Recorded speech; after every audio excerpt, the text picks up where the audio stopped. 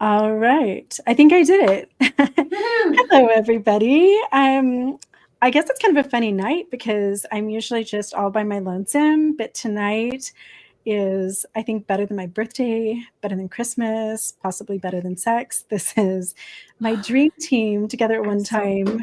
so flattered right now. So first I want to do introductions, and I feel like we should start this off by saying Blessed Day, sisters. So Sister Julia, can I turn the time over to you to introduce yourself? Yes. So my name is Julia. I was raised in the church. I went on a mission. I graduated from BYU, Idaho. Before I skip over, I was married in the temple. I came out in my marriage as gay and began dating a woman, and I was excommunicated from the church. So I am an excommunicated Mormon. So that's what I think of when I say ex-Mormon. I don't think of myself as anti. I know a lot of people will label me as anti, but I started a channel after I was excommunicated, or right around that time. I started a channel called Analyzing Mormonism, where I'm looking at the historical side of the church mostly, and I try to be sort of neutral. I know I'm biased, and that's fine. I think people can filter that out when they watch my content, but I try to be neutral. I try to give the facts. I try to give as much sources as I can. That's another thing that people really like about my content, is that I point people in the direction where they can learn more about the second anointing, or learn more about the garments, or learn more about other different things. I am getting my master's degree in history because of all this, and I've been doing this for about 4 years. I'm like, I might as well get my master's degree in history because I love learning about history. I'm passionate about the Equal Rights Amendment for women and the Civil Rights Acts and things like that. So like, that's kind of what I'm learning about right now. Yeah, I guess that's pretty much all. I have Instagram, TikTok, YouTube. I have a website, Analyzing Mormonism. That's my content. So yeah, I don't know if there's anything else to add. If Beth, you want to talk about your stuff? Yeah. Can I just add something to the end of you really quick, Julia, before sure. we turn to Beth? You helped me deconstruct Mormonism in ways that nobody else did. And that's one of the reasons why I was so absolutely thrilled to collaborate with you on this podcast and just know you as a human being. Your details and the way that you go by like old books, like this out of print book that I got that talks about like the original temple endowments and the original garments and all that stuff. It helped me to just kind of pick apart the little pieces of the faith that I'd been indoctrinated in since I was young. And you were one of probably the most impactful people that I followed. I don't think that there's a Julia video that I've missed. And I've learned so much from you. So anybody who's not following Julia, whether you're Mormon or not, Mormonism is a huge part of American history and somewhat impactful part of world history.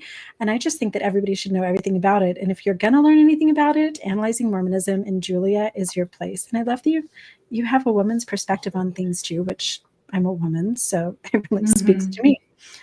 Yeah, I try to get my content. I try to make it so that it's engaging to Mormons and ex-Mormons. Like, it's not stuff that they've heard over and over again. It's things that are new and interesting, things that I've never heard, even though I was in the church for 30 years. So yeah, that's really, really kind of you to say that. Yeah, Julia, you really do have really great content. And one of my favorite things about your content is that we have so many men in the ex-Mormon space who are seen as like the church historians. And you're a woman that's actually coming in and talking about these things. And so I think that that's just like such a valuable voice in this space, because women in this space just don't get the credit that I think they should. So I agree. I think women. Thank you. So my name is Beth Magnetic, and I am over at Death by Patriarchy. And I began as Mormon True Crime. And I was talking about the overlap between the theology of Mormonism and the strange crimes that we see coming from Mormon communities. And there's some really weird stuff there. But in the process of digging deep into all of those different stories, I ended up finding that it wasn't just Mormonism that was like the issue. It's more when somebody politically radicalizes. Mm. And then that political radicalization makes them religiously radicalize. And so I started to see this happening outside of this very unique, Mormon bubble. And so I ended up finding out about Joseph Paul Franklin, who he was unaliving people who were in interracial relationships. I ended up finding out about Kit Arthur, who he was, Wait, recently? Sorry. No, I'm sorry. I'm shocked. No, this happened back in the 70s. So he began in 74, and he had joined the church because he liked the racism. Oh my gosh. Okay, wait. Sorry, I just want to put a plug because I think Brigham Young says, because the very beginning of the church they were very against interracial marriage, and I think to the point of I think the blood atonement was evoked. Yep. Anyway, that's so. Oh my gosh, that's so wild. Yep. And then Israel Keys, his parents were Mormon, and he was in a his parents left the church around 1978, and they ended up joining white supremacist cults after that. And in his congregation that he was in Washington, 3 different serial killers came out of that one congregation. And oh my gosh. Yeah. And then a man named Kit Arthur, and then some people, the 3 different cases that were against the LGBTQ community. Anyway, I just ended up realizing that the strangest Mormon cases are actually cases of being politically radicalized. And so, do you have episodes on these on your channel? Like that's where we're headed next. This is what we're headed into now. So I do have an episode on Israel Keys up. But that was like my first moment where I was like, wait a second. So anyway. And Beth, remind us where we can find you. You can, because I don't think that a lot of my followers follow you yet. And Death by Patriarchy on YouTube and TikTok, or you can find me on Facebook. I'm just Beth Magnetic. You can just find me there. That's where I do most of my posting at the moment. So, all right. And we're going to be talking about some great true crimes on our new ... that I'm just going to turn over to you, Beth, to tell everyone what we're up to. Yeah. So we have decided to come together and do a podcast called Under Her Eye. And Under Her Eye is a podcast where it's kind of a feminist exploration of the fascism and other issues that we're facing in the world right now. But also we're gonna certainly play in Mormonism. That's where we all come from.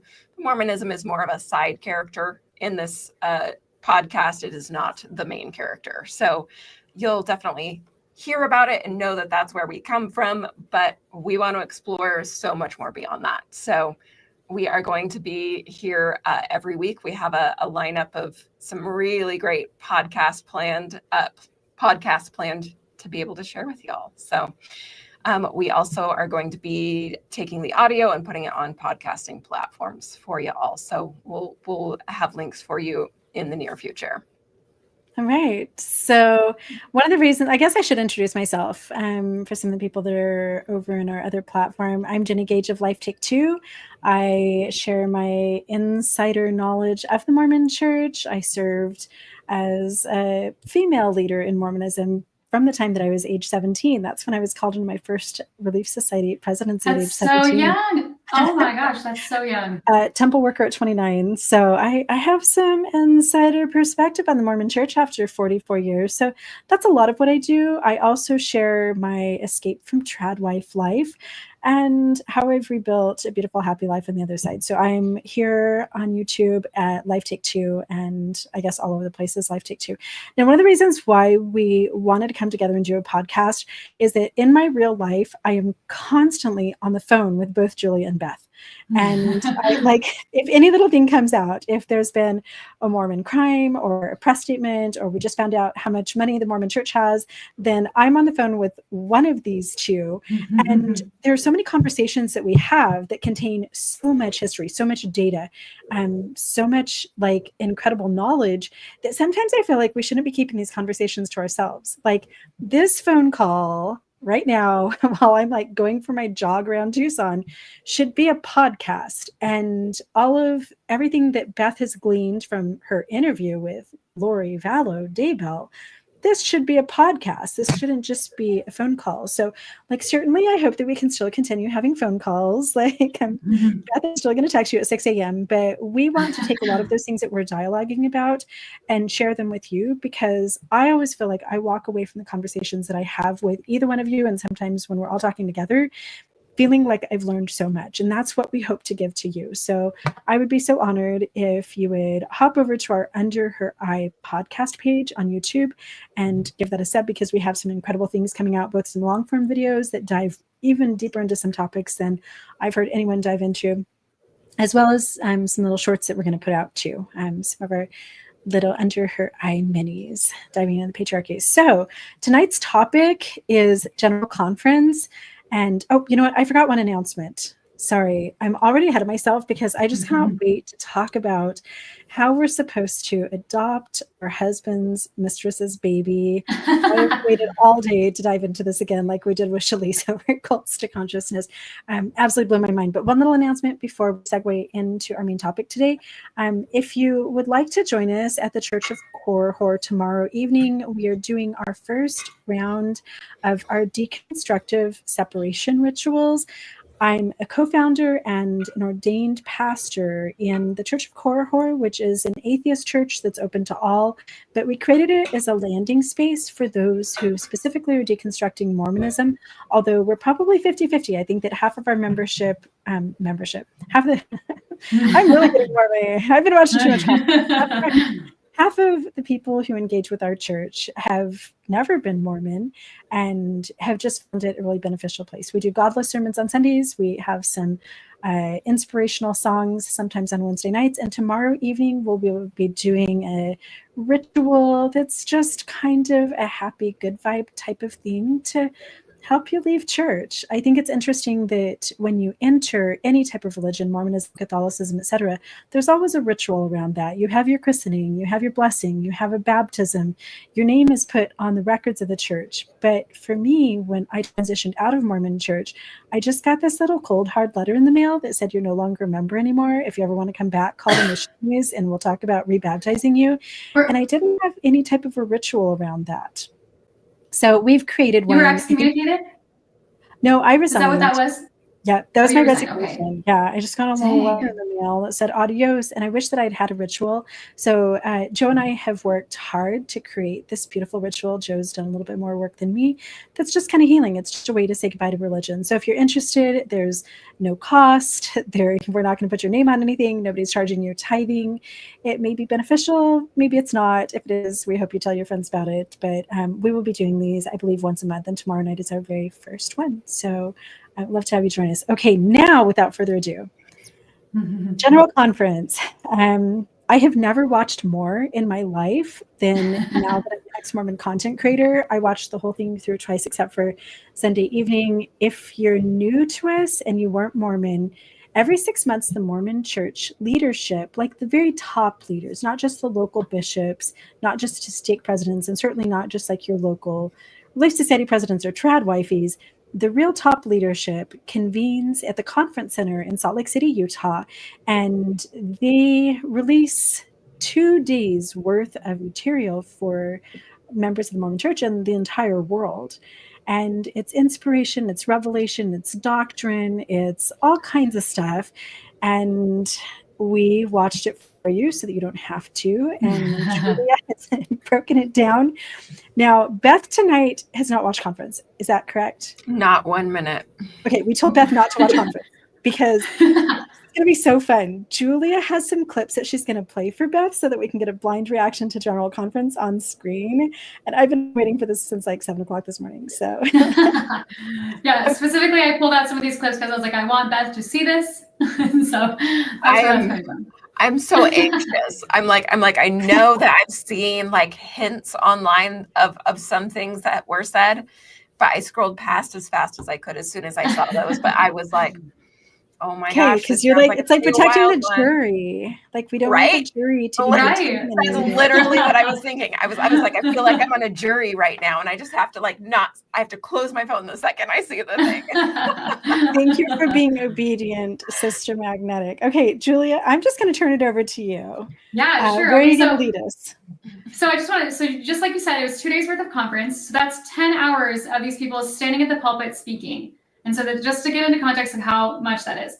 So at the very beginning, what they do is they give what's called an auditing report, and they stand up and I think it's them to try to maybe you guys can correct me on what the purpose of this is, to try to show the transparency of how they're spending their money, of their funding and stuff like that. I don't know if that's an accurate description of that, but yes, a lot of churches do that. Right. I became Christian after Mormonism. Okay, yeah. And there's always like a semi-annual, like you stand up and tell everybody. But in other churches that I went to, like it's super transparent. Like we have $279,000.54, and we spent part of it on the Mexico trip. The Mormon church, like we don't get that, but it's kind of like a knockoff of what a lot of other religions do. So yeah, and I've attended a few different churches too, and they seem to be very accurate, or very, here's the actual number that we're working with, here's the budget for this thing, and they're very open about it. The Mormon church, I think, is, and I don't mean to characterize this if this is not correct, but they seem to be trying to come across as transparent, but they're not actually being transparent. They're saying this is the amount of money that we're spending, but they don't actually tell you the amount of money that they have, nor what they're spending. But anyway, I just wanted to comment on that, because mainly what they say is we've spent our money exactly how we want to spend it, and you guys should also be like us and live within your means, and don't like get out of debt and have a budget and things like that, which I think is easy for the church to say, because the church has over $250 billion with a B dollars, and they are sometimes not as giving towards the members with their fast offering or their tithing or whatever when they go to help members who ask for help for their mortgages or rent or whatever bills that they need help with. Like I've seen some bishops that are very giving, and sometimes they are allowed to give members help, and sometimes they don't give help. Anyway, I just don't know if you guys wanted to comment on any of that in the church's budget or anything like that since that's the beginning of conference. So Beth didn't watch it, but I was already mad, and Kevin like got my blind reaction to everything, because he's just trying to live his life.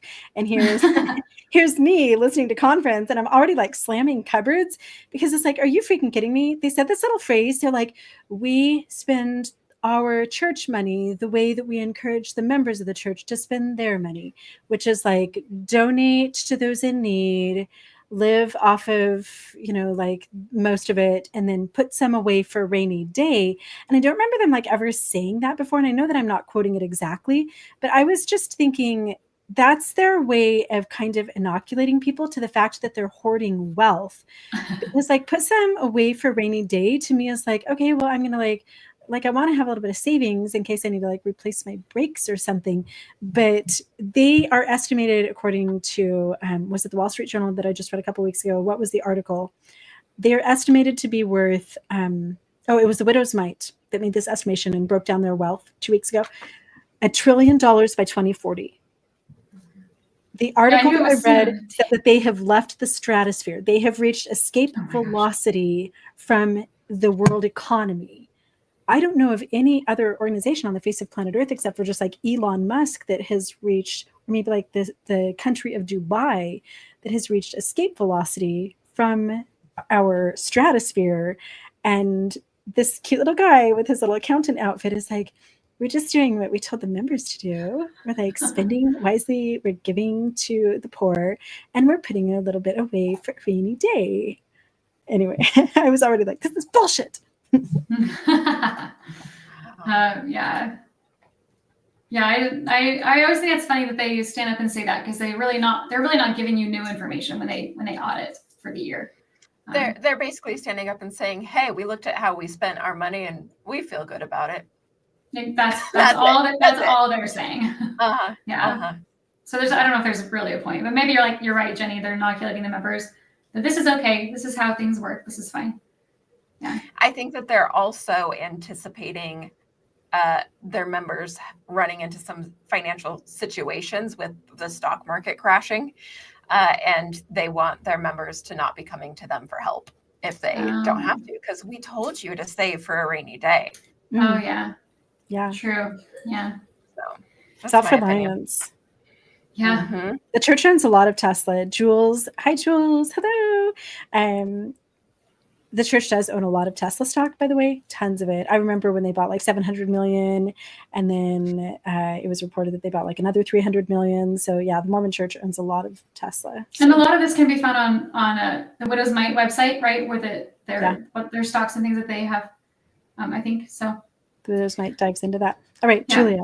Okay, so I have 8 clips here from different talks. I don't want to go through every single talk. I do that on my own channel. I have like little 3-minute segments where I break down every single talk. We're not doing that today because we don't want you guys sitting here for 10 hours or even 5 hours, or even 2.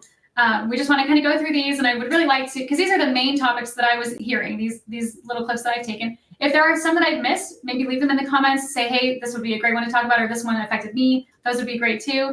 So if we want to go to the first clip, Okay. then we can show that, and then we can just play it and get Beth's raw reaction. This one, I think, Jennie, you talked about this one too. This one's from Camille Johnson, and she's talking about the statue of the 5 wise virgins. And so I just wanted to play that clip, and then we can discuss it after. Okay, hold up. Am I supposed to be pushing a button that's going to play that? Is there a way to put it on the screen? I don't have access to that part. Yeah. You guys, thank you so much for being patient. Everybody knows that like Jennie's not techie because I'm a grandma. And okay, hold on. Where did it go? Beth, help. Okay, It should be in like your backstage. Yeah, there you go. Okay, there we go. Got it. Right. And so I think Who says you can't teach grandmas to do this stuff? Is there a way to advance the slide one? Go one Is it more. on your screen? It's not. I don't think it's on mine because I'm. Oh wait, maybe it is on mine. Yeah, I think it's yours. Okay, perfect. Okay, Yes. so this is the first clip. A magnificent sculpture depicting the 5 wise virgins was recently placed on Temple Square, just outside the doors to the Relief Society building and in the shadow of the Salt Lake Temple. It is a location befitting application of the parable, because when we make and keep covenants, particularly those available in the house of the Lord, we fill our lamps with the oil of conversion. While the women represented as the 5 wise virgins are not sharing the oil of their conversion, they are sharing their light as they hold up their lamps, which are full of oil and burning brightly. Significantly, they are depicted supporting one another, shoulder to shoulder, an arm around another, making eye contact and beckoning others to come to the light. Indeed, we are the light of the world. The Savior declared, I give unto you to be the light of this people. A city that is set on a hill cannot be hid. Do we light a candle and put it under a bushel? Nay, but on a candlestick, and it giveth light unto all that are in the house. Therefore, let your light so shine before this people that they may see your good works and glorify your Father which is in heaven. Okay, so I had like 5 different thoughts. Like, first off, like my heart, as soon as I hear her voice, the baby Fundy voice coming through, all of a sudden I'm like, fight or flight panic feeling. We all have to though. Like, so like, I don't know, we can't make fun of her for the voice that we all had. Like, I should be doing my voice right now. See, I did not have the voice as a Mormon. I didn't either. I thought I would get it on my mission, but that never happened. But so there was that. Second, this feels like propaganda. Like, hey guys, we put this statue out and we're going to make a woman talk on this issue instead of an issue that actually matters. Like, it feels very, very propaganda to me. I think one of the other things that really stood out to me is the statue. I'm like, there's a very delicate balance here with what I'm gonna say is I'm glad that they are representing women of various cultures in the sculpture. That's great.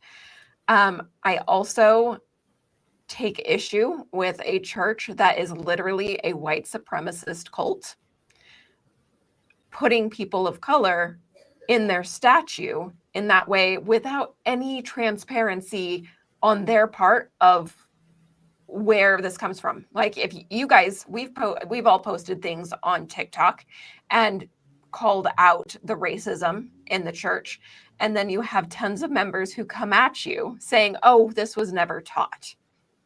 And they pretend that there was no racism within Mormonism. And so to me, it feels like they are using people who they literally condemned so that they can now appear inclusive and like we're a global church, that our scriptures don't literally say that people will become white and delightsome. For those who like are new to Mormonism or maybe aren't aware, So at the very beginning, Black men were given the priesthood under the first prophet, but under Brigham Young, the second prophet, he did not allow them to have the priesthood nor go to the temple because he didn't want Black people marrying white people. Like that was the main reason why.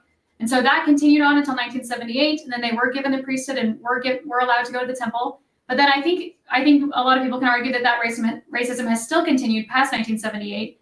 And one thing that I notice frequently is that the top leadership of the church continues to just be white men. I think we have a few people, maybe we've had a few people of color trickle in and out, and especially in the 70s, there's just been a few. You can see the whole spread. And anyway, I just think that they're not being. Anyway, I don't know how to say it, but like in the statue does have a lot of ethnicities, and it is really nice. But I think you're right. This is not. And then in the Book of Mormon, there's the racism too for the Native Americans, where the verbiage is that their dark skin will turn white, and so it's racism not only with Black people but with Native Americans as well. And so like that just. So let me ask you a question, both of you. Is there a way forward for the church in its race relations? Specifically, what if they apologize? What if Dallin Oaks stands at the pulpit after President Nelson passes away here, or sometime in the near future, just because he's 100 years old plus, and says, like, we ourselves are horrified by the doctrine in this book right here. We're horrified by 2 Nephi that says that peoples of this land were cursed with skin of Blackness, and we don't understand why it's in there, and we don't like it in there, so we're going to remove it. We think that it was an error, and we apologize for the people that were denied the priesthood. We apologize for my friend Spencer's dad, who would drive an hour to get to a church building in the 1970s, and then he couldn't go into the priesthood meeting. He had to sit in the hallway because he was Jamaican. We apologize to him. We apologize for all of those families that were affected, and we apologize for the continued racism that has such a hold in our communities today. I could do an entire video just on the ways that I have seen racism play out in Utah, especially when we lived there. If the church came out and just gave that no holds barred apology for the problematic racist history, would that heal it for you? Because to me, I feel like I'm being gaslit. Like when my ex-husband would be like, honey, look, I bought you flowers, but he wouldn't apologize for what he had done that made him go out and buy the flowers. And it's like, without the apology and the reparation, that next step of me forgiving and us stepping into a better relationship is never going to happen. And I feel that from the church. I feel like, here's the flowers, and like, we love you now, but you don't have that reparation, and it leaves us all feeling gaslit. So Julia and Beth, for either of you, would it make a difference if the church was really transparent and came out and just owned that and tried to do something about it? Or would that not change it? For me, the racism in Mormonism is so ingrained to every single facet of it. They would have to completely reorganize how the church is being run. And they would have to say that the Book of Mormon is not a literal historical scripture, that this was inspired fiction that Joseph Smith wrote, and that there were some concepts and ideas from his period of time that came through that we no longer stand behind. And they would have to acknowledge the fact outright, and not in a gospel topics essays way, that they did so much to harm the Native Americans everywhere they went. And they did so much to harm Black people in their communities as well. And that they absolutely had doctrine that suggested that interracial marriage was punishable by death. That type of thing. They have to come out and be completely honest and completely transparent and present a plan for what we are doing instead. And that would need to include something, it would have to include something like DEI being put into the programs in the church. And I think that they have to, if you're listening, here's our demands. and I think that the thing is that if they did that, it would also have to come with feminism being acknowledged in the church and women being respected finally. And it would also have to come with the LGBTQ community actually being welcomed and treated well within their communities as well. And so I think for them to, if they open the door for racism, to be acknowledged, then they have to open the door for all the other things that they've been doing wrong. And I don't think they're going to do that. So my only problem with this statue, there's the racist component, and I felt like it was cultural appropriation because that was a Jewish story. Like, that is a very sacred, ancient Jewish story from their text, and I don't know that I liked them changing the races. Like, there was a big hoopla because people didn't like that there was an African-American Little Mermaid, which I thought was amazing, but I felt like that too. Like, I don't know that they needed to insert that into this story. I had mixed emotions about that, but my biggest problem was that everything about this statue is that these women are in proximity to a man. The fact that they are the 5 virgins means that they haven't slept with a man. So that shows that they are pure.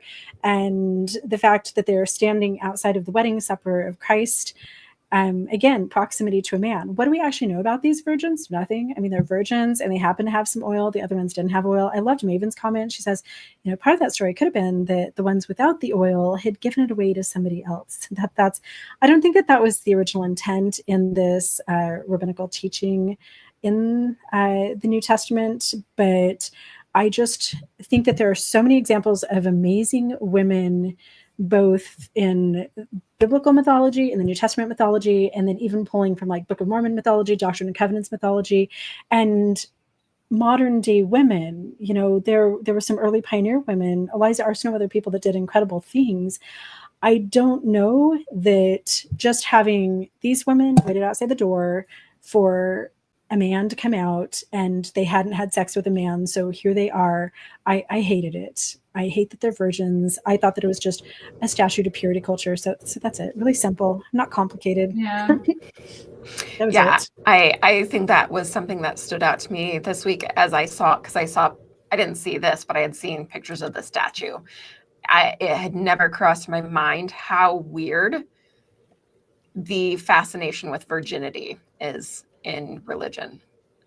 Well, and this story was repeated at least 3 times throughout all of conference, if not more. It was such a theme. It just kept going. Okay. On that note, then, I do have one more thing.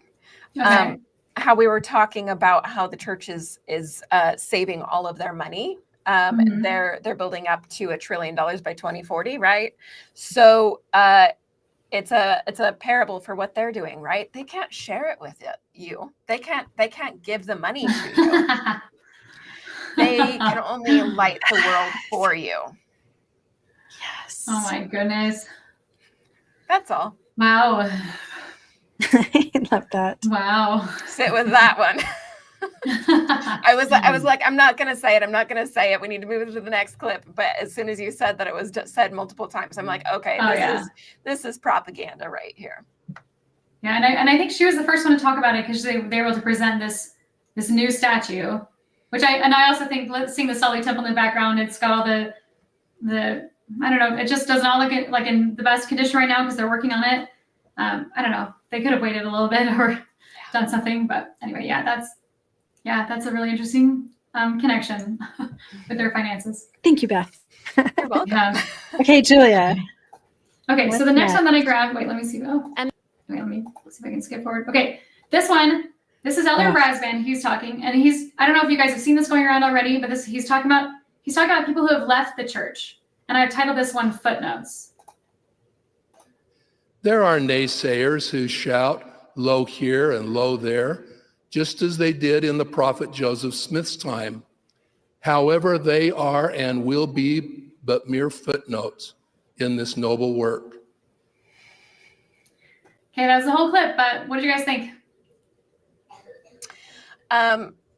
It's douchey.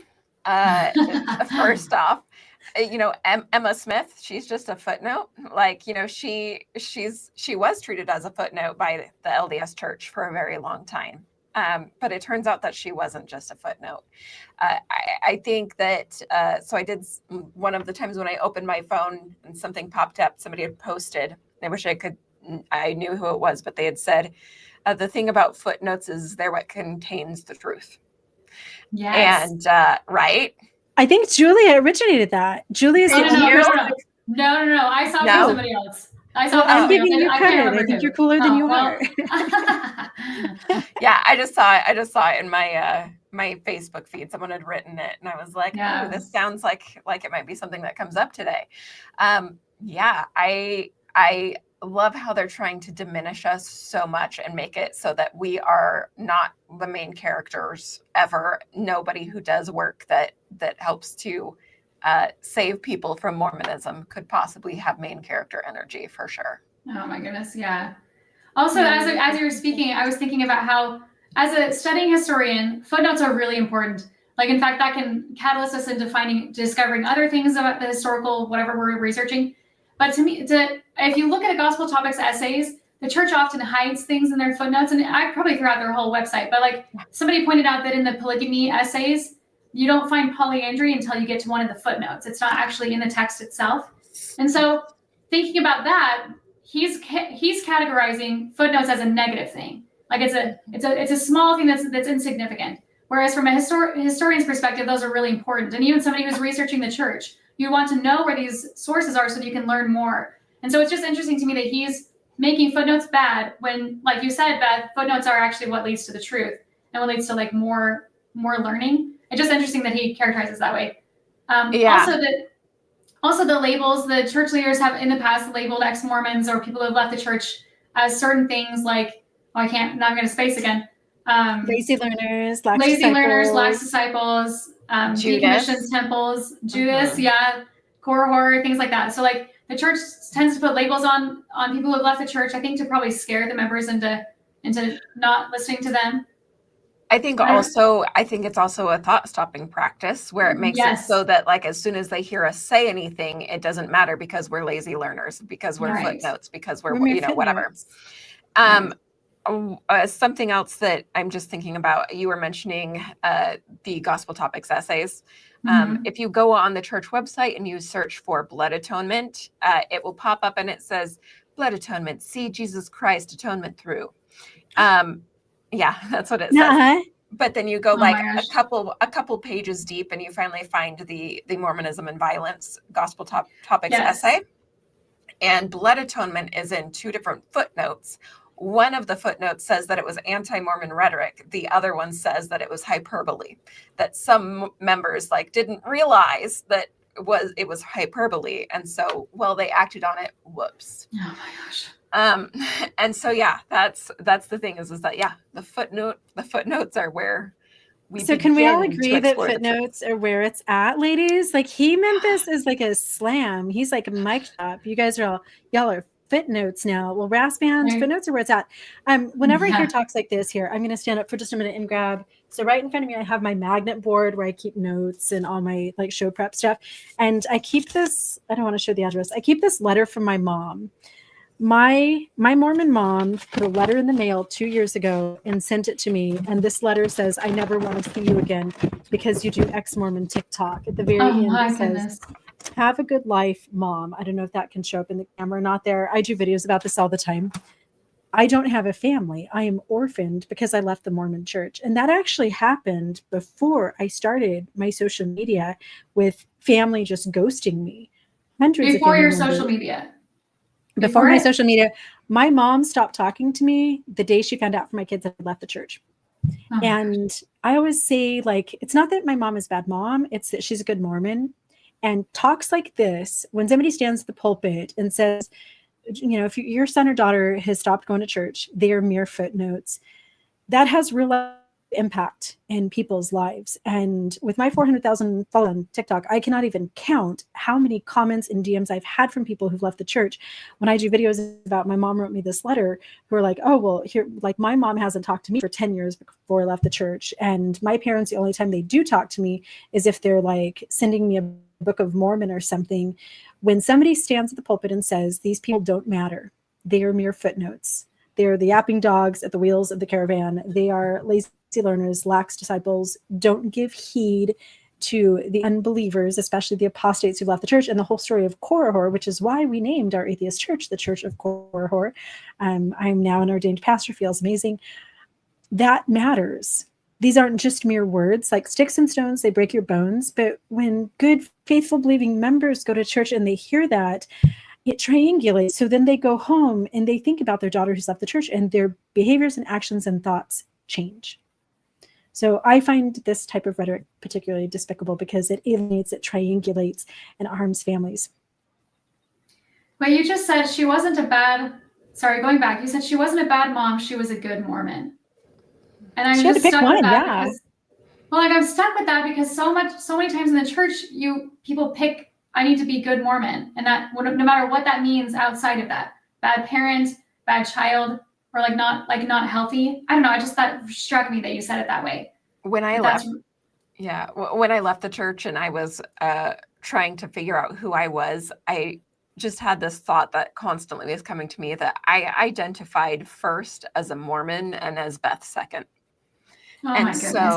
So I had to completely learn and deconstruct who I am. And I do feel that, like, to some degree, I will always be Mormon. Mormonism is always going to be part of me. Well, they're not using it anymore. Like, it's like Prince, when he was like the artist formerly known as Prince. Like, now they're like the Church of Jesus Christ of Latter-day Saints, formerly known as Mormon. Like, can we just have that now? Like, I think we are the Mormons. I'm taking now. it. Yeah. We're the Mormons. Yeah. But All Mormon in favor? first and Beth second. Yeah. But so you were Mormon first, Beth second. That's also really striking to me. I mean, like, I'm sure I was the same way, but like just hearing it said in that succinct way, like putting yourself second in your own identity. Mm-hmm. Mm-hmm. You took on the countenance, Jesus was in your countenance. Can I ask you a question? And nobody judge me really quick, but I'm not sure how to click on Julia and make you big. For anybody who's watching, you guys know that I never do any of my own tech stuff. And also I'm almost 51 years old. So we didn't have computers when I went to college. They didn't exist. So I click on Julia and nothing happens. How do I make you bigger? Can I not do that when there's a video on the screen? Maybe not while there was a video. You could maybe unshare it. Is there a way to take it off the screen and only put it back on when we need it? Or I don't know. I don't know. What if I just don't mess with it? And then if you want to do some mini clips of your own, you're just going to have to crop it down. That's okay, we're going to have to experiment when we're not on a live with people. We'll do a meaningless live this week so that Jennie can experiment with StreamYard. If anybody would like to educate Jennie on StreamYard, this is my first time. I'm super proud of myself. StreamYard's a good one. Even grandmas can StreamYard. Okay, Julia. Okay, so let's go to the next one. Let me see if I can do this this time. Okay, this one is probably the most shocking and the one that's been getting the most momentum of all the talks on conference. I've seen this pop up. Okay, yeah. So Neil L. Anderson, one of the 12 apostles, he gave a talk and it was mainly focused around abortion. And it struck me. I was shocked that he was even talking about this. Is this it's almost like a political, anyway, but I'll just play the clip and then we'll get your guys' reactions. The word of the Lord concerning the unborn, given voice through the first presidency in the quorum of the 12 apostles, has never varied and echoes the words of prophets through the ages, giving divine clarity to what the Lord has asked of us. The Church of Jesus Christ of Latter-day Saints believes in the sanctity of human life. Therefore, the Church opposes elective abortion for personal or social convenience and counsels its members not to submit to, perform, encourage, pay for, or arrange for such abortions. The Lord allows for possible exceptions when pregnancy results from the rape or incest, or a competent physician determines that the life or health of the mother is in serious jeopardy, or a competent physician determines that the fetus has severe defects that will not allow the baby to survive beyond birth. The first presidency continues. Abortion is a most serious matter. Even in these rare situations, it should be considered only after the persons responsible have received confirmation through prayer and counseled with others. 30 years ago, the Lord's prophets issued a proclamation to the world. It includes these words: "We declare that God has commanded that the sacred powers of procreation are to be employed only between man and woman, lawfully wedded as husband and wife. We declare the means by which mortal life is created to be divinely appointed. We affirm the sanctity of life and its importance in God's eternal plan." End of quote. Nurturing and protecting life that is yet unborn is not a political position. It is a moral law confirmed by the Lord through his prophets. Beth, before we get into this, can I just give a little disclaimer? Because when people listen, I hate to have abortion debates because I know that it is an emotional issue for so many people. So as we continue in this conversation, Beth and Julia and myself, we're not either supporting or saying that abortion is wrong. I simply believe that every woman should have access to abortion. If that's something that you feel deeply is against your integrity, your faith, whatever it is in you that thinks that abortion is wrong, then nobody's forcing you to have an abortion. But I do believe that everybody should have access to that for medical reasons, for personal reasons. There are a variety of reasons when I think that absolutely abortion is necessary, but sometimes it's not necessary. It's just the best choice. And I think that every woman should have access to that. So we're not here to debate whether we think that abortion is like the right thing or not. I sometimes do that on my space, but I stay away because I don't want anyone to feel like they are wrong about that. I think it's a really sensitive topic. So so the first thing he talks about how it's been this way throughout all time, that this is wrong and that type of thing. Well, first off, no, like abortion was one of the oldest practices, one of the oldest, careers for people out there is dealing with unwanted pregnancies or pregnancies that are going awry. And so one of the things that I take beef with on this topic is if I found out tomorrow that I was pregnant and I go to get an abortion, I am being told that no, this is elective. However, I know that every, the times that I've been pregnant, I get so sick that my OB literally said to me last time I had a baby, he said, you need to never have a child again or you will die. So I have to then find out I'm pregnant, and then I have to wait until I am so sick that I am literally dying, and then I can get an abortion. Meanwhile, I would have known from day one that I could, that's where it was headed. So instead of believing women about themselves, about their own bodies, about their situation, about what they know is going to happen, we believe the government. Meanwhile, we have people who are constantly talking about how much we do not trust the government, but let's trust the government over trusting women. Mm-hmm. And that just goes to show to me how much we hate women as a society in America. I also saw some interviews, and I have not fact checked this, but I saw someone who was interviewing someone who is from Islam and somebody who is from Judaism. And they both said that abortion is allowed in their religions, and that it's not forbidden at all for them, and so it's strictly a Christianity thing. Interesting. So fact check me on that, but that's what I heard. Yeah, I've researched that, and Judaism doesn't prohibit abortion. Yeah, that's super interesting. I also I don't know where the reference is, but I think in the Bible when there's somebody, maybe Leviticus or wherever it lists the rules.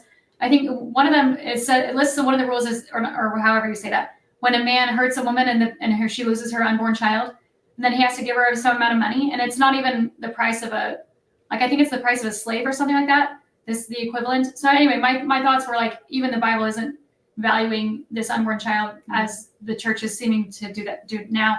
But I also wanted to say with this situation that you have given, where if you go in for an elective abortion, but then you find out later because you're having to carry this baby. I think that statistically, a lot of times women who abort in the third trimester, it's because they didn't have access to it in the first trimester.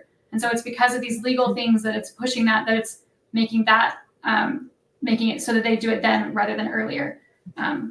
So yeah, But yeah, I agree with you, Jennie, that women should have the right should have access to this.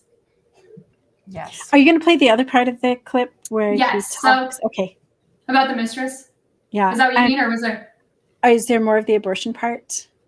Did you want more of the abortion part? So some of the talking points that he touched on that I thought were really important too is a lot of the conversation is always about when does life begin? And he left that a little bit vague. He's like, yes, our argument against abortion is because yes, we believe that life begins at conception, but that's not the reason why you shouldn't have abortion. In this talk, he gives the example of a 17-year-old girl who found out that she was pregnant, and she carried her baby, and the Lord helped her through that pregnancy. So it was amazing. He also gave the story of another young woman who found herself pregnant, but because she wasn't married and she knew she couldn't raise the baby in a good home, and he didn't say that she was like a young teenager, so that's a little bit questionable. I don't think that he gave her age. So she did the right thing and gave it to a couple through LDS adoption services who were worthy, temple married, and she knew that her child was going to be raised in the gospel in a temple sealed home. And then, he gave other examples, and he said that the reason why we shouldn't have abortions is very simple. Heavenly Father has, bajillions of spirit children in their past life, their Mormon preexistence, and they are waiting. They have waited for half of an eternity to come to earth. So when you terminate a pregnancy, it doesn't matter if life begins at conception or if it begins somewhere in the middle or begins at birth. If you terminate that pregnancy, then you are saying to one of your spirit brothers and sisters in the preexistence that they don't get that earth life. You don't get to come here. You do not get to have that. So he's basically saying, not even basically, he's saying that women's wombs are portals to the preexistence, and that we have to bring Heavenly Father's spirits down to earth so that they can have their my turn on earth, their Saturday's Warriors moment. And I find this very problematic because it dismisses any other concept of life. I'm an atheist. I believe that life is just a biological function. I don't believe that there's souls or spirits that are waiting in heaven to come down in some pre-existent premortal state. And this is America. I have freedom of religion. I don't have to believe that that baby is some spirit that needs my womb to be the portal so that it can have earth life. I found it a very problematic argument, and it was very Handmaid's Tale to me, very much these spirits for life. So it doesn't matter what sacrifices you make. If you're a 17-year-old girl, if you're somebody who has to place your baby for adoption, and then the other one that we're going to get into in just a little bit, you have to do it. I'm also just very simply sick of men talking about women's bodies. I'm sick of it. I think it's bullshit. And I'm going to call bullshit on this whole entire talk.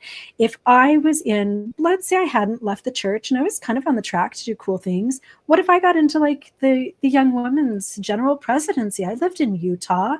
That could have happened. That could have been, my sliding doors moment of not being ex-Mormon Jennie, but being maybe in Sister Freeman's position. Let's say I was in the young women's general presidency and I gave a talk in general conference about boys yanking off.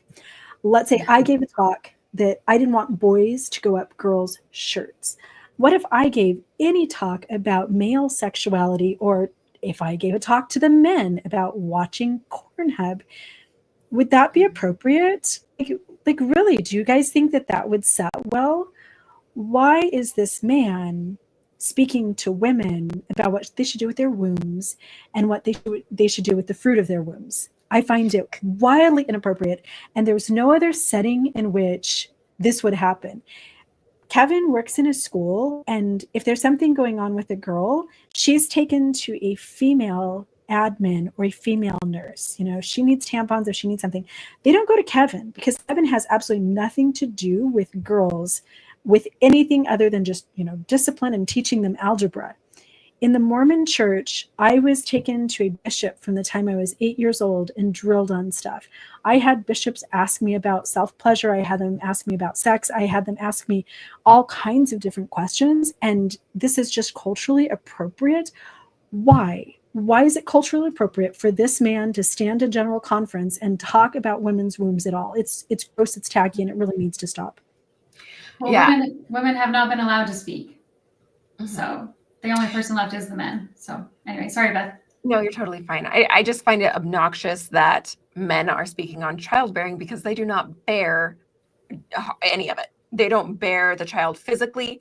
They don't bear the damage to their potential to ever have a career. They don't bear the nursing and the changes to their body. They do not bear any of it. And so it's real easy for them to sit there and talk about what other people should do with their bodies, but they never have any repercussions. They don't bear the social pariah experience that comes out of a teenage pregnancy that a girl does. So Yeah, I've been reading this book called Abortion, and this woman points out that people often say, oh, you can't abort that baby because what if it goes on to cure cancer? But this 17-year-old in this scenario, what if she could have cured cancer had she not had a baby and not been able to go to college and been able to get this? So like, there's different ways of looking at this, because like you're right, Beth, this woman, this little 17-year-old, this child her career aspirations, her whole future is altered because of the birth of this child. Not to say that this was the right or wrong decision for her, but she should have had a right to that decision, the access to that choice. But anyway, yeah. Absolutely. Yeah, so for the first time I heard this talk, I was so caught up in this abortion section that I totally brain spaced this next part. But like after we're talking to you about it, Jennie, we're going to share this clip because it's really shocking, but my brain was just so focused on this. Beth, hold your horses. I can't wait. I cannot wait. Like, it was so hard for me not to call you and tell you about this. I think I've seen people allude to this On one occasion, I was to interview a man on behalf of the First Presidency for the restoration of his priesthood and temple blessings. After his marriage in the Holy Temple, and after having 3 wonderful children, the man was unfaithful to his wife and his sacred covenants. A single woman became pregnant and wanted an abortion. The husband's saintly wife pleaded with the woman to have the baby and promised that she would raise the child once he was born with her own children. The single woman thoughtfully agreed not to end the pregnancy. It had now been 10 years. The humble sister sitting in front of me loved the boy as her own and told me of her husband's efforts to make amends and to love and care for her and the family. The father wept as she spoke. How could this noble woman of God take a child as her own, who could be a daily reminder of the unfaithfulness of her husband? How? Because she found strength through Jesus Christ, and she believed in the sacredness of life, the holiness of life. She knew the unborn child was a child of God, innocent and pure. I am just speechless right now. I don't even know what to say about that. Oh my goodness. It's a good one. Notice that women are the ones who bore all of the repercussions of what this man did, right? Okay, so he like had a little rough time with it, okay, and he got emotional over it. But the woman who proceeded to have an entire pregnancy, put her body through everything that a pregnancy and birth requires, and then his wife, she ends up going to the woman to be the one to convince her to not have the abortion. And then she's the one that ends up raising, this child, being the primary caregiver from the sounds of it. Mm-hmm. So again, we have women are the ones who are bearing all the burden when men are making it so that abortion may or may not be on the plate. Isn't it horrible? I have so many problems with them role modeling such a despicable example. And I think that maybe this couple truly did. So I've had people reach out to me who are like, oh, they're in my ward. So I thought that this was a lie. I know that on Shalisa's thing, we're like, oh, that has to be someone in my stake who had this situation. And I'm trying, it might've been, no, they had 4 girls first, but yeah, I had someone in my stake who had a very similar situation. Yeah, it's true. And for my followers, everybody knows that my husband cheated on me for several years, for our whole entire marriage. And I found out towards the end of our marriage. And so I've been in that position. I've been that woman. And I can't imagine having to raise his child. Like, I cannot imagine having to then take that child and that constant reminder. It's just so despicable to role model such toxic things for young women. I don't like it at all. Also, this whole story is putting women on a pedestal. Like, it's like, if you're not this good, like, I don't know. It just sounds like to me, it's like, everyone be the type of woman who will take in the child as a daily, this child who is a daily reminder of your husband's unfaithfulness to raise them. Like that's 18 years of a daily reminder. I don't know. That's just like an unrealistic expectations, too high of a pedestal that women who would be like, no, I'd have a problem with that. Like, no, I don't want to raise this child. I don't know. I just feel like that's unfair. Women can be amazing and not want that choice. Women can, I don't know what I'm saying, but I don't like that. I feel like it's putting women on a pedestal. There had to be a million other stories of women not choosing an abortion that he could have used. Right. Yeah. Oh, goodness. Well, that's a doozy. Yeah, I'm going to have to sit with that one like all night, and I might have a better text for y'all in the morning on this, but I'm just speechless on it right now. Yeah, and to share this in conference. Also, this whole talk of abortion, because normally I would think that they pick topics that are pertinent to the members. They're not just going to give some random topic. But this is like thousands of members are watching. The church claims 18 million, 17 million active members of the church, or I guess membership and all. But we know that the active members are much lower. But anyway, I wonder if the church if they're getting a lot of people who are trying to have abortion. Oh. Like, what is happening behind the scenes that we're not seeing? Mm-hmm. Well, and I think that they also, let's face it, that the Mormons who are in our comment sections constantly are far different than the Mormons that we were raised to be. They are wearing different clothes. They have different standards for themselves. They do not know their church history or scriptures or anything like that. And so they have a much more progressive church body than they would like. And so I wonder if that is bleeding in. Yeah, that's very true. Yeah. Okay, so the next one, skip. So this is Boom. I can't remember his first name. Hans T. Boom. And he talks about the story of a bishop, which I thought was really interesting. So we'll play this one. On one occasion, when my wife's father was serving as a bishop, he was falsely accused of something and was immediately released. My mother-in-law was so hurt that she asked her husband if they should continue to go to church.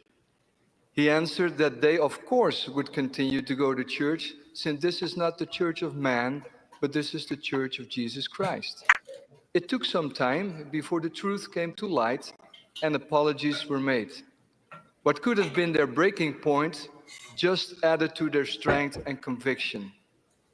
Why is it that some of us take for granted the faith and testimonies of our parents, who through all their hardships have remained faithful? Do we think that they do not have a clear understanding of things? They were not and are not deceived. They just have too many experiences with the Spirit and can say with the prophet Joseph, I knew it and I could not deny it. Okay, so that was like a simpler story. I feel like throughout his whole talk, he seems to be saying, like, listen to the stories of people who were offended and didn't leave. And I just don't like that. Like, listen to the stories of people who stay so that you can stay too. They did it, so you can do it too. I want to talk about this one with Fontaine and Hannah Judd. They put out a series on YouTube called The Crazy Train. And it's a series of various things that happened to them, basically starting with them falling into poverty as members of the church. And they ended up losing all of their reputation within their congregations and were just treated like crap over and over and over the series of several years. And one of the last things that happened to them, their son, so this is going to be triggering as I first say it, but their son was accused of sexual assault. And so I was like, I'm always suspicious. Like, so I've talked with them for 6 hours. And in that 6-hour conversation, they did close a lot of the loopholes for me that had me like questioning the validity of them saying like that this was a false accusation. And we can go into that another time with them. here on under her eye. But he had their family had this experience, and instead, they kept trying to go to church. They actually had armed guards show up at their door with a letter telling them that they are not allowed to go to church because they wouldn't just let it go. Oh my goodness. So their son was not allowed to go on a mission because of the accusations. His reputation, it was following him everywhere that he went. He moved out of state and it was following him there. And they actually have a video allegedly of when it happened. And you can see that like it didn't happen in this video. I'm not saying that it couldn't have happened at some other point. It's a very, like I said, I've talked to them for 6 hours about this. But they didn't stop going because they were offended. They stopped going because they literally had armed men show up at their door, hand them a letter from Curtin McConkie, tell them that they were not allowed to go to church anymore. And then they thought, oh, this is BS. There's no way. They didn't think BS. They were like, oh, this fetching isn't true. I don't know. But they tried to go back to church, and those armed guards were at the door to keep them out of the church. Oh my gosh. So this story is just crazy to me, having just talked to the judge for 6 hours. Interesting. About this. So anyway, that's all I could think about the whole time. That's so interesting. Yeah. Wow.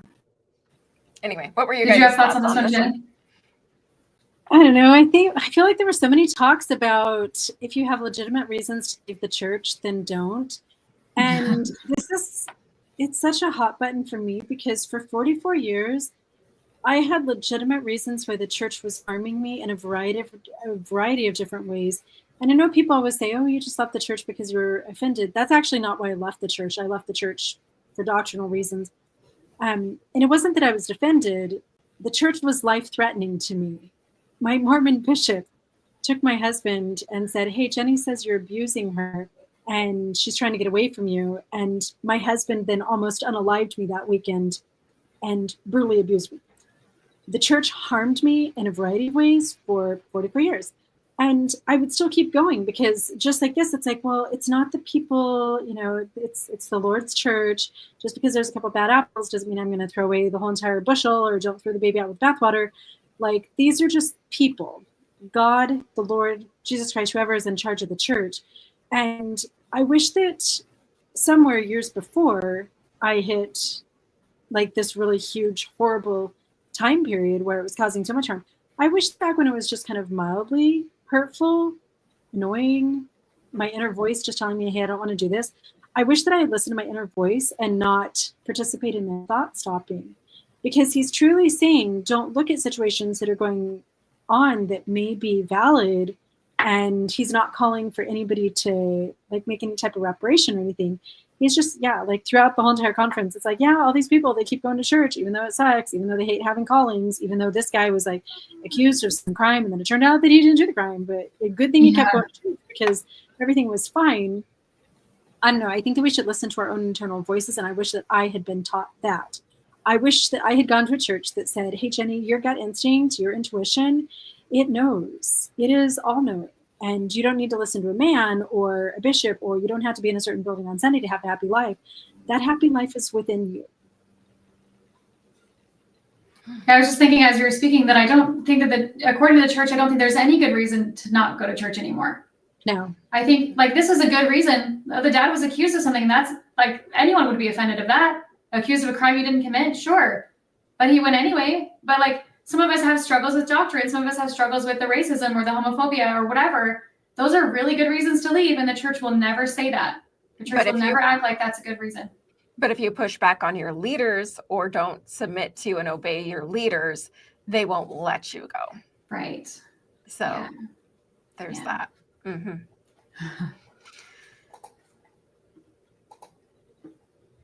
Okay, so this next one is from Shumway.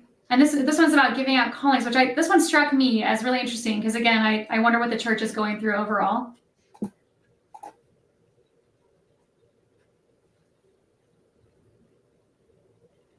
So So I invite leaders and each of us to more intentionally seek those without callings, encourage them and help them to engage in God's work. John was not active in the church when his bishop visited and told him that the Lord had a work for him to do. He invited John first to quit smoking. Although John had tried many times before, this time he felt an unseen power helping him. Just 3 weeks later, the stake president visited John and he called him to serve in the bishopric. John was shocked. He told the stake president he had just quit smoking, and if this meant he'd have to abandon his tradition of attending professional football games on Sunday, well, that was just too much to ask. The stake president's response was simple and inspired.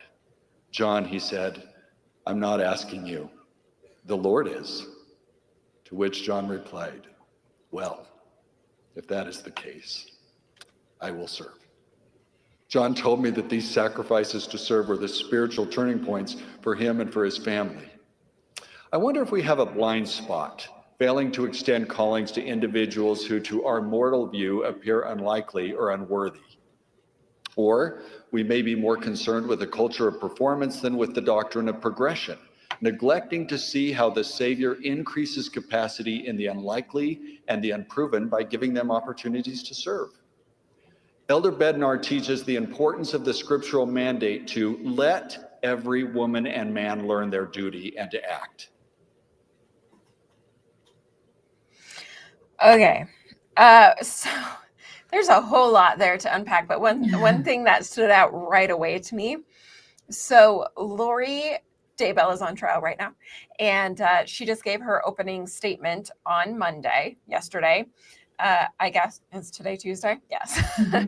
So Lori, she actually talked about how if her bishop, or sorry, this wasn't in her opening statement. This was in an interview right before the trial. She said that if her bishop had come to her and said, hey, we have a calling for you, and it's going to require that you're in prison for the rest of your life, but you're going to get to work with women. You're going to get to be pray with women and be a spiritual support to them. You're going to get to help these women to be able to believe in themselves and love themselves and experience things that they've never experienced. It's going to be really hard, and this calling is your calling for the rest of your life. Will you accept it? And she said, absolutely, I will. So I think it's really interesting that right after Lori had that interview, we have this where there is this indoctrination that no matter how wrong or bad or how much of a misfit it is for you in your life and your situation, that you're just supposed to say yes, that no is not an option.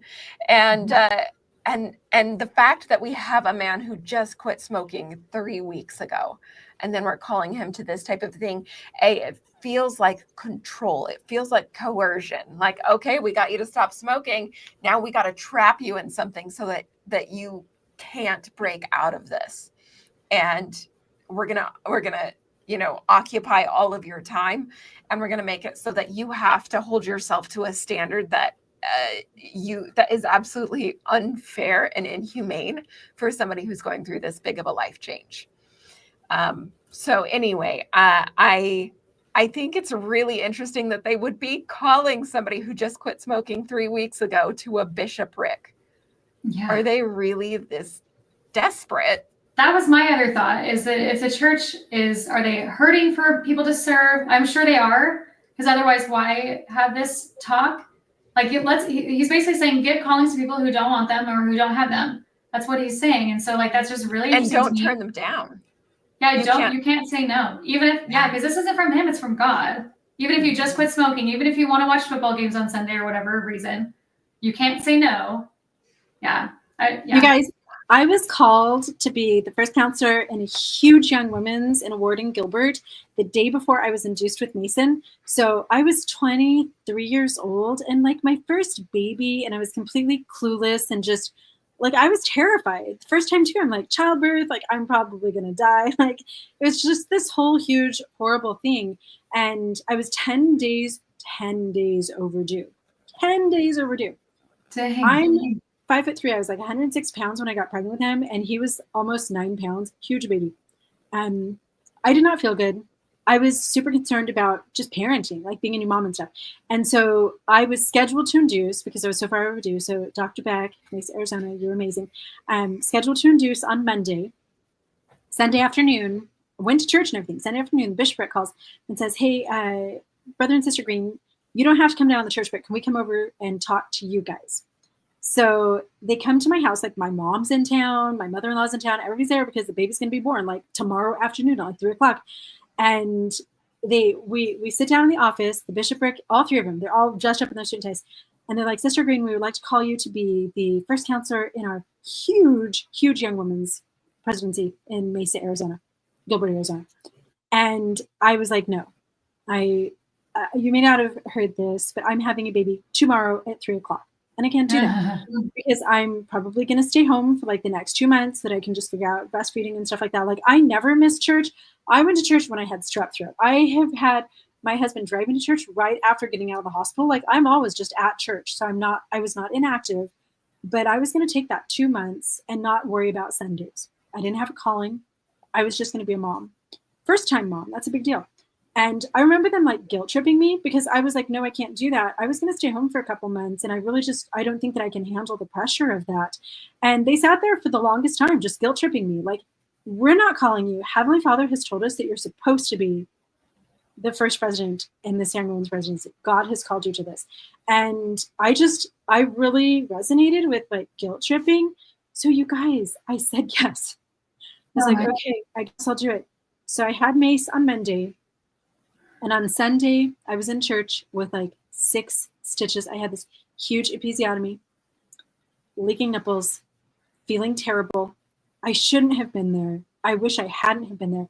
And then being in the Young Women's Presidency too, I had Wednesday night activities. We had Saturday things, getting girls prepped for camp and stuff. And then I had to wean my baby from nursing so that I could go to girls camp with my young women's that year.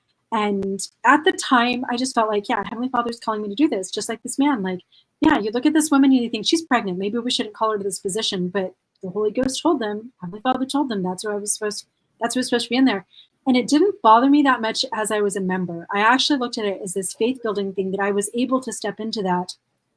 Now that I'm a 50-year-old grandma and my kids are almost gone from home and Mason is now 27 years old, it breaks my heart that I missed out on his infancy. I don't even remember like moments with my baby. I was teaching young women's. I would nurse with like the hooter hider and like Mason was underneath. And then I was teaching the young women's lesson, you know what I mean? And meetings, word council stuff, first thing in the morning. Like I did not have the opportunity to connect with my first baby. And I feel bad for like 23-year-old me who had all of that pressure on her when like it's absolutely unnecessary. When I left the church and became Christian and like our first Sunday, they're like, anybody who wants to volunteer, like go down to the volunteer thing. And I'm like, volunteer? Like what the actual hell are you talking about? And then they would always advertise like, if you really like kids, there's a youth ministry position that pays like $40,000 a year. And seriously, every time I went to Christian church, I was like, oh, I'm so mad about Mormon calling. It's like, what the hell? I got scammed. Dang, that's rough. Dang. Do we have any other things to say about this calling thing? That's wild. I didn't realize my microphone was on mute. I was just saying, and we're just back to that same theme of men making the call and women bearing the burden. Yes. So. Yeah. Oh. Seems to be a recurring theme. Okay, what else you got for us, Julia? Okay, this is Kase. Oh, this one caught my attention. I'll just play it first and then we can talk about it. Speaking to sisters who had not yet found an eternal companion, President Lorenzo Snow lovingly said, "There is no Latter-day Saint who dies after having lived a faithful life who will lose anything because of having failed to do certain things when opportunities were not furnished him or her. They will have all the blessings, exaltation, and glory that any man or woman will have who had this opportunity." Lorenzo Snow, the polygamist, who was comforting the few women who weren't being chosen, or the men who were not going to be able to get married because a few men were taking all the women. That Lorenzo Snow? Yeah, how he started that, he was talking to the sisters specifically. He didn't include the men. He's like, if the sisters don't have the opportunity to marry, basically. Right. And in Mormonism, that's the destiny of a Mormon woman. If she doesn't get married in this life, is to most likely be a polygamist in the next life. And I don't think I'm making that up. I'm pretty sure that's how the church has spun it this whole time. Yeah.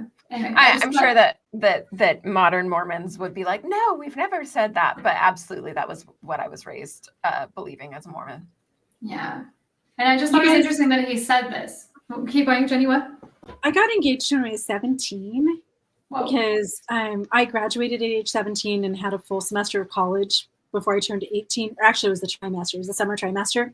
So I was 17 when I started college, and I fell in love, told the boy I would marry him. He put the official diamond on my finger just a couple weeks after I turned 18. But I remember being so relieved that I had found my eternal companion, because being raised in the Mormon church, my only object in life was to find that man so that I could have his babies, so that I could be his goddess. Like, I never thought about what I liked. Like, what do I like to eat? Who cares? I'm going to cook what my husband's going to. How many babies do I want? I don't know. However many babies my husband wants. What color is your favorite color? I don't know. Whatever color my husband wants on the walls in our house. Like, that's what I want. I was raised as like this blank slate for my husband to write his life story on. And it pisses me off so much. So this whole, like, poor woman, like, if you're a woman who doesn't have a husband yet, well, that was me. And I was so relieved that I got engaged when I was 18, because then I knew that I found him. I didn't marry him, though. I ended up marrying Jake while he was off on his mission. And it was almost like musical chairs, where like you stay really close to the chairs. Like, I don't want to let this one go until I have this one, because God forbid that I'm a single woman. Yeah. What would my life be if I didn't have a husband? And again, men are the center of everything in all of the stories. They may talk about women, but women are just in proximity to power. There's no real power. What do any of these women do without the men? I don't know. I don't think the Mormon men think that we do anything without men. Yeah, where he says, he's saying that the women won't miss out on any blessings. But like, women, in order to be saved in Mormonism, she has to do it through a man. In order for her to do anything, it has to be through a man. To go to the temple, through a man. To go get baptized, through a man. Like, everything is filtered for a woman. Whereas it would be better if he were to just say, like, women, you don't need to do anything like that. You existing, you alone can go and not miss out on blessings. But she has to get married in order to. A Mormon told me on TikTok this week that that there's nobody between me and Jesus. That in Mormonism, there's nobody between you and Jesus. And I was like, there literally is, like, several layers of people between me and Jesus, but that's fine. The bishop, the stake president, the temple president, like and it keeps going. Your husband, the temple rituals, even anyway. Yeah, I veil my face because I cannot be in God's presence directly. They did change that, but not when I know. But not when I went through. Yeah, maybe I should go back. My computer is 2 seconds from dying, so let me grab my charger while you guys get. Yeah, I was going to say, my computer says that it's dying, but it is plugged in. So if everything goes blank, again, I'm a grandma, and this is my first time doing my own live stream. So I hope that everybody's proud of us for doing this. And I think I'm good, but we'll see. If everything goes blank, then that's what happened. So thank you for joining us. So while she's doing that, I'll set up this last final clip. So this is President Nelson. This is the very last talk and conference, and he did give an announcement of 15 temples, I think, and I think one of them was Spanish Fork, Utah, and you could hear the audience just like shouting, not shouting, but they like have to drive pretty long ways to get to a temple. Yeah, there's a temple everywhere in Utah. But so anyway, with this talk, he will set it up. He's 2 years before this, he was calling for the members to be kinder to people, to have more virtue. I can't remember some of the other language that he gives, but so this was him reiterating this talk from 2 years ago. And I want Beth to see it. So I don't know if we should just wait for her to get back. Yeah, let's wait for Beth. So I remember when he gave that talk a couple years ago, and I was so happy to hear him really kind of doubling down, because, I mean, isn't that what Christianity is supposed to be all about? In Christian mythology, like Jesus says at the very end, the one thing that's going to be the hallmark of my disciples, my followers, is that you have love for one another. And it always shocks me when I'm online. And Julia, I know that you've really gotten it this week because you do those amazing little shorties on the General Conference Synopsis. Anybody who hasn't seen Julia's General Conference Synopsis, please head over to Analyzing Mormonism on TikTok. They're one of my lifelong favorite things, and I just can't believe I'm friends with Julia now because they're absolutely amazing. But I know that you get a lot of hate from members. I have real life hateful behavior from my family who are members of the church. And on social media. Uh-oh. Hopefully. I think she froze for a When I minute. reach like millions of people, Wait, repeat the last thing, Jenny. never see. Oh boy. Yeah.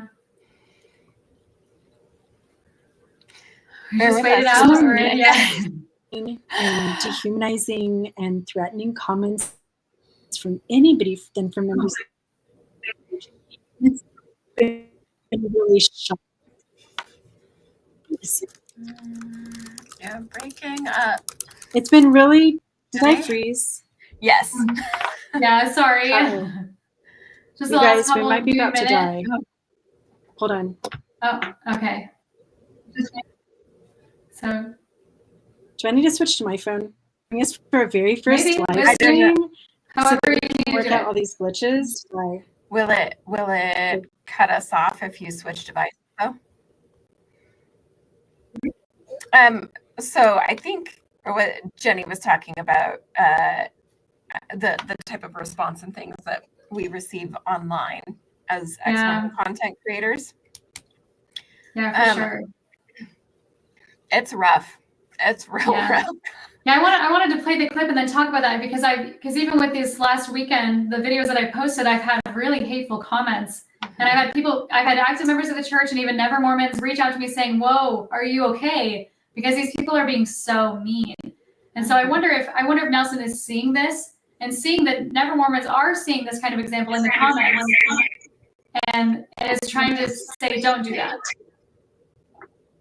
Should I go ahead and play the clip? Do you think? Yeah, I think so.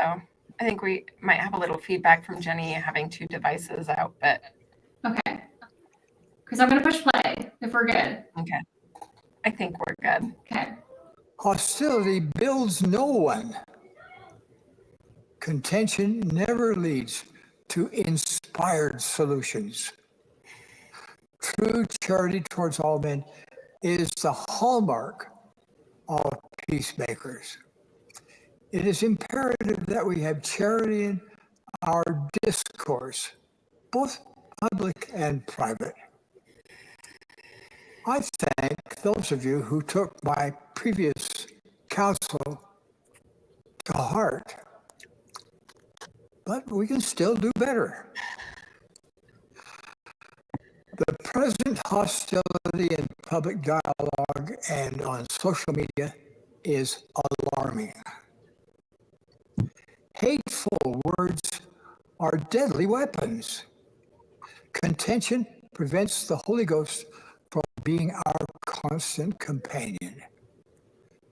As followers of Jesus Christ, we should lead the way as peacemakers. As charity becomes part of our nature, we will lose the impulse to demean others. We will stop judging others. We'll have charity for those from all walks of life. Charity towards all men is essential to our progress. I need that sound on TikTok to start just like using. I've been thinking about that a lot. The Mormon. Yeah, I've been thinking about that a lot. Where this is a good message that he gave. Like, I support this. Yeah. Yeah, I think That's very woke of you, Nelson. Yeah. Yeah, I want to, the people in my comments that were being hateful, I want to be like, here, listen, you clearly didn't hear the last talk. Like, change your ways, repent. But yeah, this is a good talk. I really appreciated him saying this. And I want, like, again, in order to speak about this in conference, this broadcast, it only happens twice a year. This has to be kind of, to me, I see it as kind of a bigger deal. Like with abortion, I wonder if there's something behind the scenes going on that we're not seeing. And this, I wonder if there's something behind the scenes that we're not seeing. Like, people coming into our comments, never Mormons, seeing those things, that type of thing. I just think that's really interesting. I wonder how much the what's it called? Just like abortion being so front and center in the country right now. I think also maybe they're seeing these situations. We can hear you guys whispering. Hi. Oh, can you hear me whispering? Yes. Thank you to Jennie's first time running a StreamYard. But You're okay. You're okay. You're fine. I just wanted to let you know. But we have abortion so front and center in the country right now, and I wonder if they are seeing these cases where, you know, the woman, she had a miscarriage. The 24-year-old had a miscarriage, and she went to jail for it. She was arrested for it, and she did get released eventually. But the fact that she was ever arrested, so I mean, they are saying that there are situations where it's okay, which there are many states that are trying to say that there's absolutely no situation. We will make a 10-year-old go have a baby because of incest, right? And so perhaps the silver lining in this is them saying there are situations where we think it's okay. True. So yeah. Oh. Jennie, did you have any comments on this final talk from Nelson? Okay, did I do everything right? You guys, I'm so proud of myself for even just like launching this and getting it going. And I think I came back on. Grandmas can live stream. So I always do like a best and a worst on my channel. And I certainly felt that, is it Rasband who did the, you should adopt your husband's mistress's baby? I give that the absolute Anderson, worst. I think Anderson. that's Anderson, yeah. He's the worst. I thought that he was the worst, but I really loved Russell Nelson's talk. And when I was listening to conference, just because I was home and I wanted to listen twice, so I'd listen, and then during the break, I'd listen to that first one, and then I'd listen to the other one after, because I wanted to make sure that I heard everything so that I could really digest it so that we could talk about it here this week. Since I was just at home listening to stuff, I decided to kind of get into Mormon mode. So I baked cinnamon rolls and I took cupcakes to my neighbors, and I just kind of nested. I couldn't produce any videos if I was just home all day doing that. And it was funny, I had this moment of like Mormon flashback standing in my kitchen, and the prophet's voice comes over my Bose speaker, and it did kind of transport me back to Mormon Jennie. Like, it's like riding a bike, like that part of me is there. I literally cried during Nelson's talk. And to me, as an atheist, humanist, geonatalist, it was a white flag of humanity. It was an olive branch, and it was something that I very much needed personally to hear the prophet just reiterate that, we have the name Jesus right on our church. Like, they're making us all call it the Church of Jesus Christ Latter-day Saints now. Nobody's supposed to call it the Mormons. And that means something. And I felt like his talk was, that means something. And I think that he has to see also that people like Ward Radio and Jacob Hansen and all these guys out there, like, they're not doing the church any favors. You draw more flies with honey, right? Isn't that the phrase? Something like that. Or you attract more bees with honey. I don't know, whatever it is. My granddad had this cute little phrase, and it's like, yeah, like having this mean stick and going out there and battering everybody with the Mormon gospel and being jerks to people just because they've left the church. It's probably not doing the church any good. It's not good for their image at all. And he has to be aware of that. And I do think that Russell Nelson truly in his heart wants to make the world a better place. And he has to realize that with his members being so combative, that it's certainly not doing that. I do feel, though, and I know that we talked about this on Shalisa's podcast, so 10 out of 10 recommend going and listening to the discussion with Shalisa on Cults to Consciousness about conference yesterday, because we dove into that a little bit deeper than we have time for here. I do feel like it's kind of like a battle between, like a battle of the bands with the Mormon Church, because they have on the one hand the Bible with, turn the other cheek, and if there's, a little flick of something in your brother's eye, don't pull that out because there's probably like a huge 2x4 in yours. We have the Bible, but it's juxtaposed against the Book of Mormon, which is like, if Laban has the blades, and if somebody is like stealing the sheep, then you're going to put their arms in the bag. The Book of Mormon is a work of jihad. It's holy war. It's extremely aggressive. And even as a Mormon, I felt this internal conflict of like, am I going to be like this Book of Mormon, or am I going to be the Bible Mormon? And when I finally left the Mormon church and was like, oh, I don't have to decide, I can just be me and I can listen to my own inner voice, that was such a relief. And I feel like in Russell Nelson's talk, he kind of pulled it back in the Bible. He pulled away from the Book of Mormon. We're not going to go out there and we're not, this is not the title of liberty that we're all raising so that we can battle against everybody.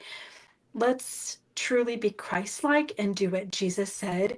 And I gave Russell Nelson a 10 out of 10. I give him the Golden Moroni Award for best talk of conference. He's my pick.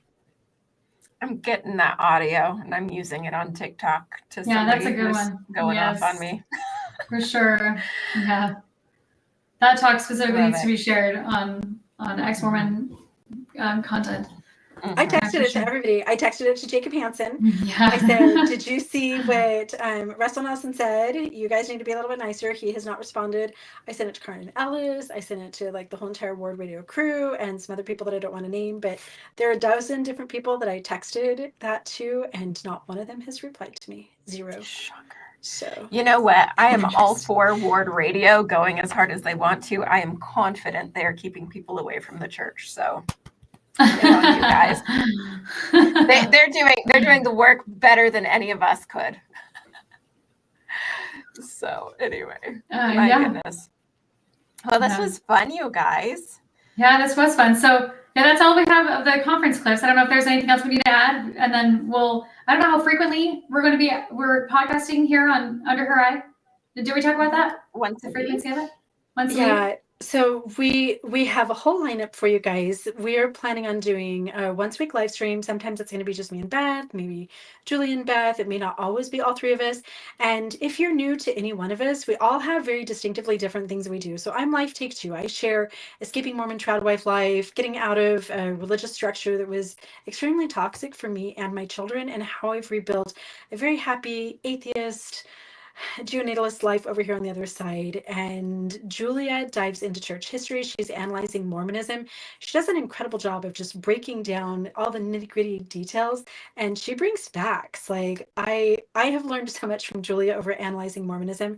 And then Beth at breaking down the patriarchy. Of course, Beth comes in with the Mormon true crime. She has such a mind for crime and toxic systems, not just Mormonism, but Mormonism is some of her stories. So we're all three very distinctively different personalities and very different platforms, but I think that we converge beautifully. And that's why I wanted to take the three of us and see if we could do like a no-bake 3-ingredient cookie that was just amazing and wonderful. So sometimes one or the other of us may not be here, but we will do a weekly live stream, and stay tuned for those announcements. We're still kind of getting everything wrapped up with all of our channels so that we can announce those.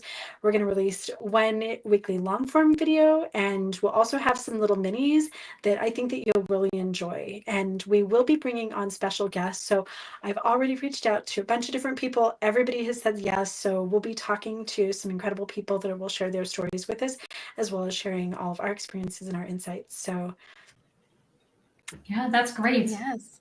This is exciting. I'm excited. Fun.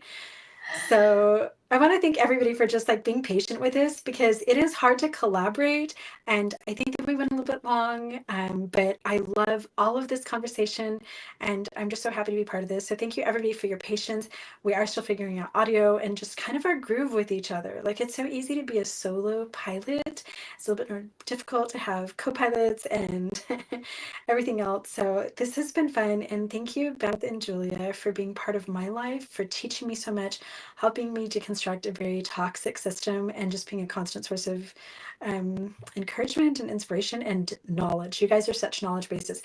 Is there either one of you that I do not text or DM by like 6 a.m. every single day of the week? Very rarely. If I don't hear from you by like 10 a.m. some days, I'm like, oh my gosh, maybe she hates me now. Maybe today's the day she decided she hates me. Just paranoid, that's all. Anyway, love and appreciate you guys. goodness. And I love all Thank of my, everyone who's been part of the chat. It's been a little bit overwhelming tonight just to figure out all this stuff. And I still don't know how to like click on certain things. So I think I learned StreamYard just a little bit. Like Kevin didn't have to go over you're it a for pro me. now. This is great. So next time we'll interact just a little bit more with you guys who are here. I would love to hear in the comments, and please go on all of our channels, anything that you'd like to hear more of. We're open to suggestions too. If there are topics that you'd like any of us to cover, then we would love to hear those. So thank you. And Beth and Julia, close us out. Oh,